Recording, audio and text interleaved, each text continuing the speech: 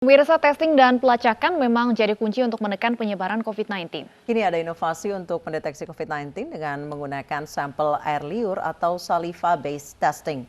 Metode ini diklaim tidak sakit dan akurasinya mencapai 90%.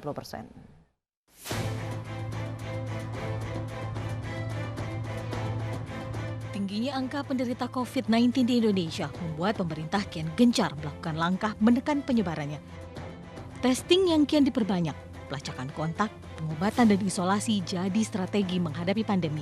Selama ini ada 2 metode tes yang digunakan untuk deteksi corona. Tes swab atau USAP yang terdiri dari PCR dan antigen dengan pengambilan sampel cairan hidung dan tenggorokan, serta rapid test dengan pengambilan sampel darah. Swab test yang dianggap paling efektif punya kelemahan yang membuat masyarakat enggan. Selain harga yang tinggi, rasa tidak nyaman yang ditimbulkan juga membuat masyarakat takut untuk dites. Nah, kini ada inovasi baru untuk deteksi COVID-19, saliva-based testing, tes dengan menggunakan sampel saliva atau air liur. Cara ini diklaim tanpa rasa sakit dan tidak nyaman.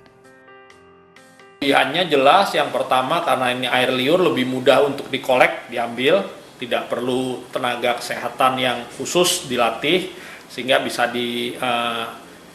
dipakai di banyak tempat tanpa perlu ada tenaga khusus.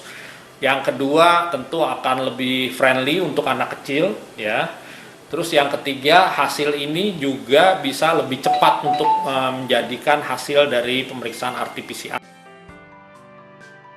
Untuk pemeriksaan, dibutuhkan air liur sebanyak 1 ml yang ditampung dalam tabung atau reagen khusus. Sampel ini kemudian diproses dengan menggunakan teknologi turboekstraksi atau pengidentifikasian virus yang membutuhkan waktu 30 menit. Sehingga hasil sudah bisa diperoleh dalam 6 jam dengan tingkat akurasi mencapai 90%. Kita kan prosesnya adalah dengan mengambil air liur dari pasien saja, jadi tidak perlu teknologi atau teknik invasif, jadi tidak perlu memasukkan alat ke dalam tenggorokan ataupun ke hidung pasien. Jadi nanti air liurnya itu nanti ditaruh di tabung sebanyak 1 cc atau 1 ml, kemudian nanti kita campurin larutan buffer, nah kemudian nanti akan kita kocok, nah nanti cairan ini bisa bertahan selama 5 hari dan nantinya bisa diproses untuk proses RT-PCR. Metode ini tengah menunggu registrasi dari Kementerian Kesehatan Indonesia dan rencananya akan diterapkan di awal tahun 2021. Dari Surabaya, Jawa Timur, Hari Tambayong, iNews melaporkan.